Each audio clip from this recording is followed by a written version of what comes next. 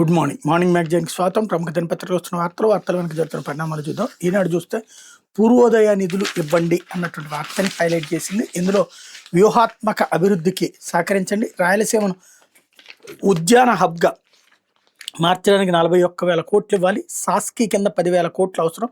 కేంద్ర ఆర్థిక మంత్రి నిర్మలా సీతారామన్కు ముఖ్యమంత్రి చంద్రబాబు వినతి. రాష్ట్ర వ్యూహాత్మక అభివృద్ధి కోసం ఆర్థికంగా సహకారం అందించాలని కేంద్ర ఆర్థిక మంత్రి నిర్మలా సీతారామన్ సీఎం చంద్రబాబు కోరారు. ఢిల్లీ పర్యటనకు వచ్చిన ఆయన శుక్రవారం ఉదయం నుంచి సాయంత్రం వరకు కేంద్ర జలశక్తి శాఖ మంత్రి సిఆర్ పాటిల్, ఆర్థిక మంత్రి నిర్మలా సీతారామన్, నౌకాయాన శాఖ మంత్రి సర్బానంద్ సోనోవాల్, పట్టణాభివృద్ధి విద్యుత్ శాఖల మంత్రి మనోహర్ లాల్ ఖట్టర్, పెట్రోలియం మంత్రి హర్దీప్ సింగ్ పూరితో సమావేశమయ్యారు. ఆర్థిక మంత్రితో పూర్వోదయ, సాస్కీ, పోలవరం, నల్లమల సాగర్ నిధుల గురించి చర్చించారు. గ్రామీణ ప్రాంతాలకు రహదారి అనుసంధానం, సాగునీటి వ్యవస్థ ఆధునీకరణ, మౌలిక వసతుల అభివృద్ధి, పారిశ్రామిక కారిడార్ల విస్తరణ, ఆహార శుద్ధి క్లస్టర్ల ఏర్పాటు, విద్యా వైద్య సౌకర్యాల కల్పన కోసం పూర్వోదయ నిధులు అత్యవసరం. ఈ పథకం కింద ఆంధ్రప్రదేశ్కి పెద్ద ఎత్తున నిధులు కేటాయించాలి. రాష్ట్రంలో ఆస్తుల సృష్టికి అవసరమైన పనులు చేపట్టేందుకు రాష్ట్రాలకు మూలధనం వ్యయం కోసం చేసే ప్రత్యేక సాయం కింద నిధులను వేగంగా విడుదల చేయాలి. రాష్ట్రం తీవ్రమైన ఆర్థిక ఒత్తిడిని ఎదుర్కొంటుంది. రాష్ట్రంలో రహదారులు, ఎంఎస్ఎంఈ పార్కులు, సాగునీటి ప్రాజెక్టు పనులు, గృహ నిర్మాణం, వైద్యపరమైన మౌలిక వసతుల కల్పనకి నిధులు చాలా అవసరం. అందువల్ల సాస్కీ కింద ఈ ఆర్థిక సంవత్సరంలో 10,054 కోట్లు ఇవ్వాలి. రాయలసీమను ఉద్యాన హబ్గా మార్చేందుకు వచ్చే బడ్జెట్లో ప్రత్యేక ప్యాకేజీ కేటాయించాలి.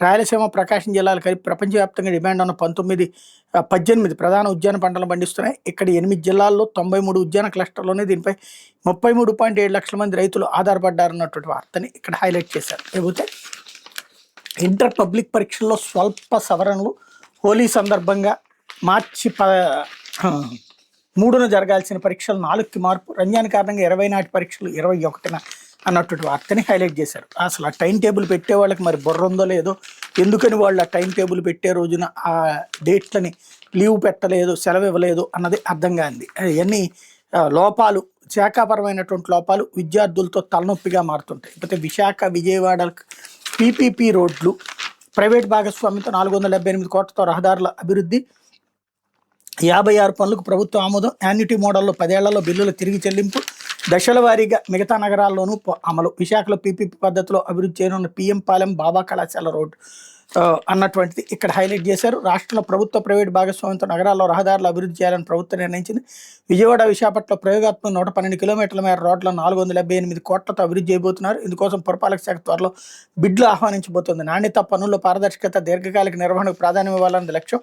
పనులు చేసిన గుత్తేదారు సంస్థలకు యాన్యుటీ మోడల్లో తిరిగి చెల్లింపులు చేయనున్నారు. దశల వారీగా మిగిలిన నగరాలను అదే విధానం అమలు చేయాలని ప్రభుత్వం యోచిస్తోంది. నగరపాలక సంస్థల్లో చుట్టూ ఉన్నటువంటి మున్సిపాలిటీలు, పంచాయతీలు విలీనం చేయడంతో కొత్త కాలనీలు వెలిసాయి.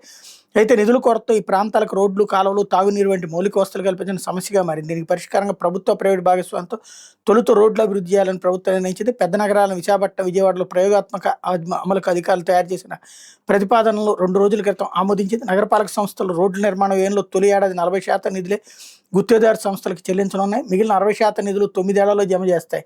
ఇందుకోసం ప్రత్యేకంగా ఎస్కో ఖాతాలు నిర్వహించనున్నాయి. యానిటీ మోడల్లో పనుల నిర్వహణకు ఆసక్తి గల సంస్థల్ని బిడ్లు వేయాలని పురపాలక శాఖ ఆహ్వానించనుంది.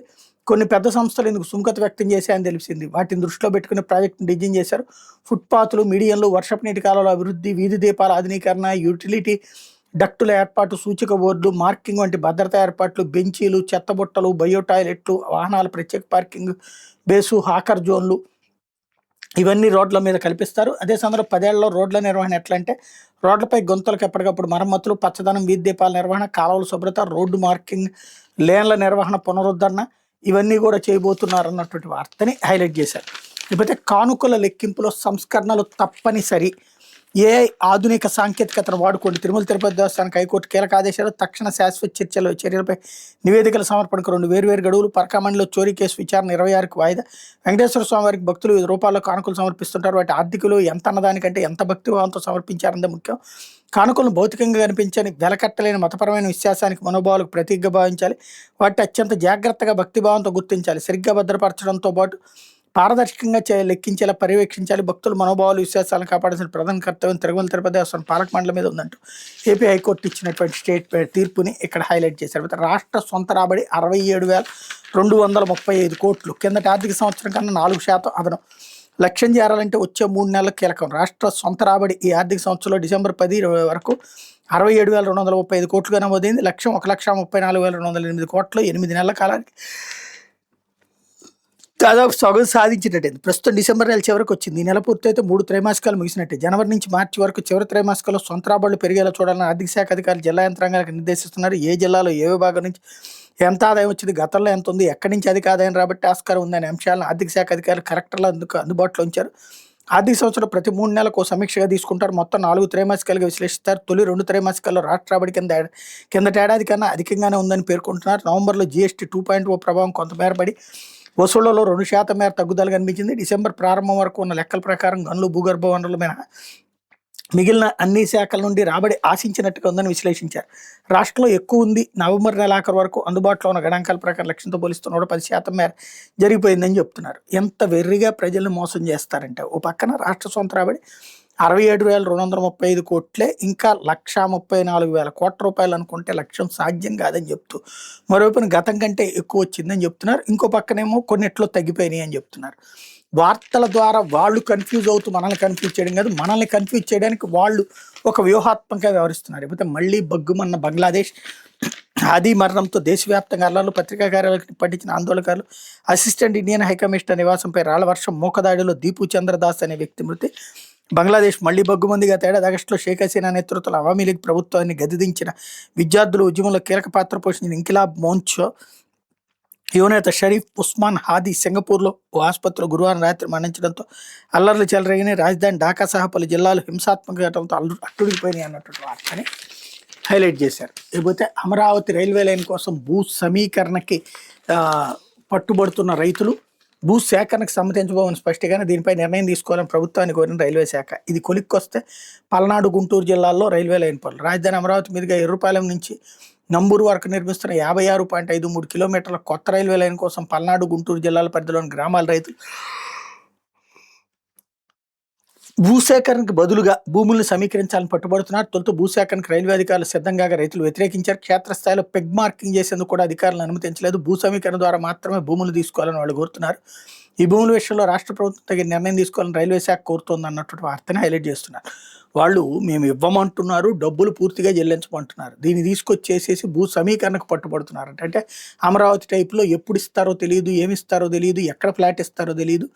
వాళ్ళ ఊరిలో ఉన్నటువంటి భూమి అంతా ప్రభుత్వానికి ఇచ్చేసేసి, రైల్వే శాఖకి ఇచ్చేసేసి వాళ్ళు చేతులు ఎత్తేసేసుకుని చోద్యం చూస్తూ ఉంటారా?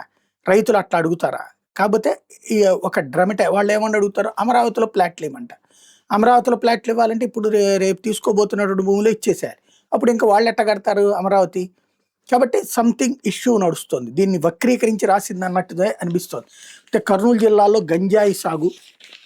కర్నూలు జిల్లా చెప్పగిరి మండలం దేగులపాడులో ఓ రైతు మిరప, కందిలో అంతర్ పంటగా గంజాయి సాగు చేశారు. సమాచారం అందుకున్న Aluru CI Ravishankar Reddy, Cheppagiri SI Satish, excise CI Lalitha, తహసీల్దార్ ఇజాజ్ అహ్మద్తో కలిసి పొలాల్లో తనిఖీలు చేశారు. ట్రాక్టర్ నిండా గంజాయి మొక్కలు గుర్తించారు. రైతు హునేబాది శివయ్య దోగులపాడు గ్రామ పరిధిలోని సర్వే నెంబర్ 173లో 4 ఎకరాలు మిరప, శనగతో పాటు 176 సర్వే నెంబర్లో 8 ఎకరాల దేవాలయ మాన్యంలో కంది పంట సాగు చేశారు. ఇందులోనే అంతర్ పంటగా గంజాయి చేశారు.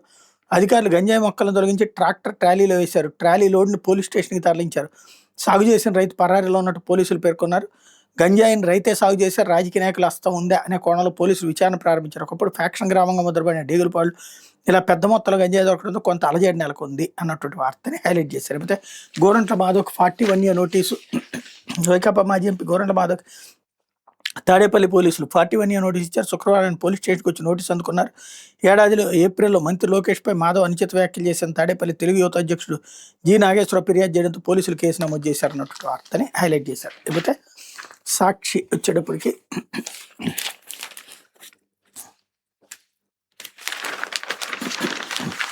సర్కారు భూములు సత్వాకు సొమ్ములు అంటూ ఐటీ ముసుగులో అప్పనంగా భూములు, ఆపై రియల్ ఎస్టేట్ వ్యాపారం, బాబు సర్కార్ బరితెగింపు, విశాఖలో వేల కోట్ల విలువైన భూమి రియల్ కంపెనీల కారు చౌకగా కేటాయింపు, సగం భూమిలో వాణిజ్య రెసిడెన్షియల్ భవనాలు కట్టి అద్దెలు వసూలు చేసుకునేందుకు పచ్చజెండా, భవనం నిర్మించే ఖర్చు అయ్యే వ్యయంలో సగభాగాన్ని ప్రభుత్వం భరిస్తుంది, నిర్మాణ వ్యయంలో చదరపడికి 2,000 చొప్పున ఎదురు చెల్లించడం సర్కార్, భూమి మౌలిక వస్తువుల నిర్మాణ ఖర్చు రాయితీలు ప్రభుత్వాన్ని, చివరికి లబ్ధి పొంది వసూలు చేసుకునేది రియల్ ఎస్టేట్ కంపెనీలు, అడ్డగోలుగా భూ కేటాయింపులపై సర్కారు నిలదీసిన హైకోర్టు, టెండర్లు పిలవకుండా ప్రభుత్వ భూములు ఎలా కేటాయిస్తారంటూ విస్మయం అంటూ కంపెనీలకు నిర్మాణ వ్యయంలో చదరపడికి 2,000 చొప్పున ఎదురు చెల్లించడంతో పాటు పలు రాయితీలు ఇస్తూ ప్రభుత్వం జారీ చేసిన జీవోని ఇక్కడ హైలైట్ చేశారు. బట్ ఇక్కడ ఎవ్వడూ పట్టించుకోడు. ఇదంతా మా ఇష్టం అన్నటువంటి కోణంలోనే నడిచిపోతున్నటువంటి విచిత్రమైనటువంటి పరిస్థితి అయితే సాగుతుంది. అయితే సమగ్రత నిజాయితీ అంటూ అభ్యర్థుల్లో ఇవే కీలకం, పిఎస్సీలు వీటికి అత్యంత ప్రాధాన్యత ఇవ్వాలి. జాతీయ సదస్సులో రాష్ట్రపతి ద్రౌపది ముర్ము అధికారుల సమగ్రత, సున్నితత్వం, సామర్థ్యం వల్ల సుస్థిరమైన కార్యనిర్వహణ సాధ్యమవుతుంది. లక్షణాలు ఉన్న వాళ్ళని ఎంపిక చేస్తే ప్రభుత్వ వ్యవస్థ పకడ్బందీగా ముందుకెళ్తుంది. యువతలో బడుగు బలహీన వర్గాలకు సేవ చేయాలని భావన ఉండాలని రాష్ట్రపతి స్టేట్మెంట్ ఇక్కడ హైలైట్ చేశారు. లేకపోతే బంగ్లాదేశ్లో మంటలు ఇక్కడ కూడా హైలైట్ చేశారు. మరి వేగంగా రిజిస్ట్రేషన్లు బాబు గొప్పేనట. వైఎస్ జగన్ హయాంలో జరిగిన సంస్కరణ తన ప్రతిభైనట్టు ప్రచారం నిజానికి నిమిషాల్లో రిజిస్ట్రేషన్ పూర్తయ్యే విధానాన్ని తెచ్చింది వైఎస్ఆర్సీపీ ప్రభుత్వమే. ఇందుకోసం 2023లోనే సాఫ్ట్వేర్ కార్డ్ 2.0 అమల్లోకి, స్లాట్ బుకింగ్, ఆటోమ్యూటేషన్ కూడా అప్పుడే మొదలు. వీటన్నిటి ఫలితంగానే సులభంగా రిజిస్ట్రేషన్ల ప్రక్రియ. అప్పట్లో దానిపై విష ప్రచారం చేసిన చంద్రబాబు ఎల్లో మీడియా ఇప్పుడు దాన్నే వాడుకుని ప్రచారం వాళ్ళు చేసినట్టు చెప్పుకుంటున్నారు అన్నటువంటి హైలైట్ చేశారు. కాకపోతే ఆ నిరసన ప్రజా వ్యతిరేకతకు దర్పణం అంటూ 18 నెలలుగా హామీలు అమల్లో మోసం, పాలనలో వైఫల్యాలు, అంతులేని అవినీతి, కోటి సంతకాల ఉద్యమం వీటన్నింటినీ ఎత్తి చూపిందంటున్న రాజకీయ విశ్లేషకులు. వంశంపై 1,04,11,136 మంది స్వచ్ఛంద సంతకాలు చారిత్రాత్మకం. ఈ స్థాయిలో నిరసన దేశపు చరిత్రలో ఇదే ప్రథమం అంటున్న ప్రజా సంఘాలు. వైఎస్ఆర్సీపీకి ప్రజా మద్దతు పెరుగుతుందనడానికి ఇదే తార్కాణం అంటున్న నేతలు అన్నటువంటి హైలైట్ చేశారు. అయితే జ్వరాలు వైరల్ అంటూ ఇంట్లో ఒకరి నుంచి కుటుంబం అంతటికి వ్యాప్తి, హెచ్ఎంపీవీ వైరస్ కేసులు నమోదు, స్క్రబ్ టైఫస్ కేసులు 1800 పైనే, ఇప్పటికే 15 మంది బాధితుల మృతి, వ్యాధుల వ్యాప్తి నియంత్రణ ప్రభుత్వ చర్యలు శూన్యం అన్నటువంటి వార్తని హైలైట్ చేశారు. లేకపోతే విశాఖ తీరం నుంచి 3,240 కిలోమీటర్ల డేంజర్ జోన్. ఈ నెల 22 నుంచి 24 వరకు ఆ పరిధిలో విమానాలు దారి మళ్లింపు. మరోసారి నోటం జారీ.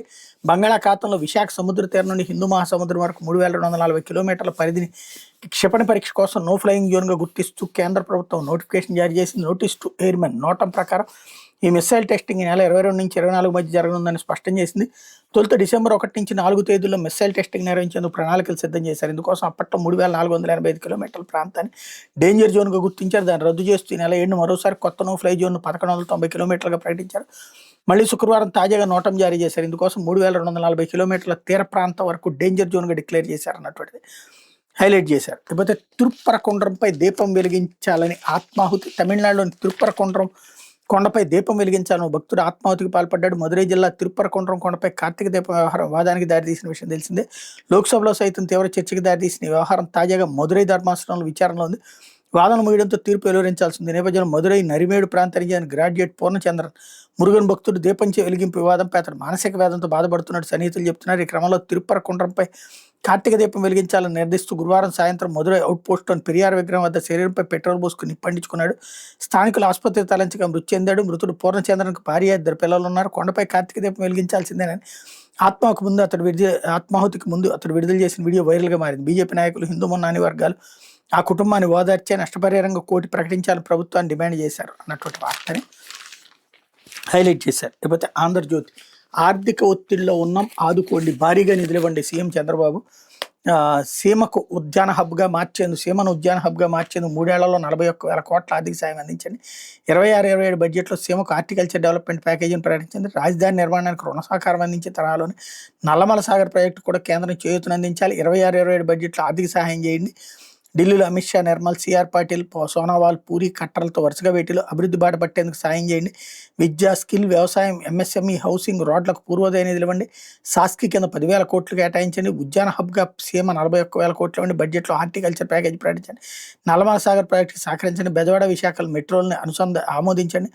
రాష్ట్రంలోని 65 లక్షల ఎల్పీజీ కనెక్షన్లకు ఉజ్వల పథకం పరిధిలోకి తీసుకురండి. కేంద్ర మంత్రులకు చంద్రబాబు విజ్ఞాపనలో అమిత్ షాతో తాజా రాజకీయాలపైన చర్చ అన్నటువంటిది హైలైట్ చేశారు. అయితే అమరావతి ఇక ఆగదు, గ్లోబల్ సిటీగా తీర్చిదిద్దుతాం. క్రెడాయి సదస్సులో చంద్రబాబు స్పష్టీకరణ. అట్లాగే జాతీయ ప్రయోజనాల కోసం ప్రాజెక్టులు గడుతున్నాం, కేంద్రం సంపూర్ణంగా సహకరించాలి. ఢిల్లీలో కేంద్ర జలశక్తి మంత్రితో భేటీ. పోలవరం, నల్లమల సాగర్పై ప్రధాన చర్చ. ఈ ప్రాజెక్టుపై తెలంగాణ, ఇతర రాష్ట్రాల అభ్యంతరం చెప్తున్నాయని సిఆర్ పాటిల్. కడలిపాలయ్యే జలాలను వాడుకుంటాం, దీనివల్ల ఇతర రాష్ట్రాలకు నష్టం ఏంటన్న బాబు అన్నటువంటిది హైలైట్ చేశారు. ఉపాధి ఉసూరు అంటూ ఏపీ స్పీడ్ కొత్త స్కీమ్ బ్రేకులు. ఎంజీ నరేగా స్థానంలో రామ్జీ పేరుతో పాటే ప్రయోజనాల్లోనూ మార్పులు. ఉమ్మడి రాష్ట్రంలోనే కాదు, విభజన తర్వాత ఏపీకి ఊరటనిచ్చిన స్కీమ్. గ్రామాల అభివృద్ధి బాటలోకి సిమెంట్ రోడ్లు, డ్రైన్లు, అంగన్వాడీ భవనాలు, మినీ గోకులాల రూపంలో శాశ్వత ఆస్తులు. కరువు పనులు దొరకడంతో వలసలపై తగ్గుముఖం. 12 ఏళ్లలో 87,000 కోట్ల ప్రయోజనం. పైసా వాటా లేకుండా 52,000 కోట్ల వేతనాలు.